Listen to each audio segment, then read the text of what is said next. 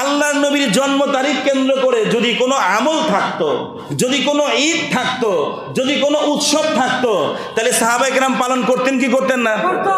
নবী নিজে করতেন কি করতেন না? তাহলে তারিখ নিয়ে কি মতভেদ হতো?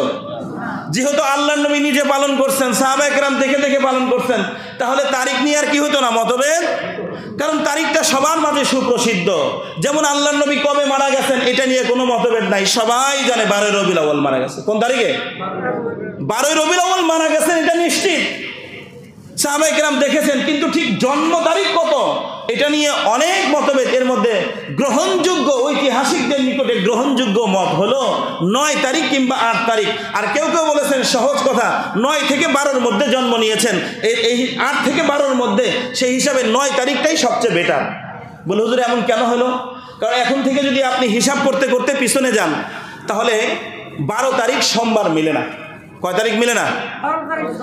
কারণ আল্লাহ নবী তো সোমবারে জন্মগ্রহণ করছে, এটা নিশ্চিত। কারণ স্বয়ং নবী নিজে হাদিসের মধ্যে বলছে, মুসলিম শরীফের হাদিস, বিশুদ্ধ হাদিস।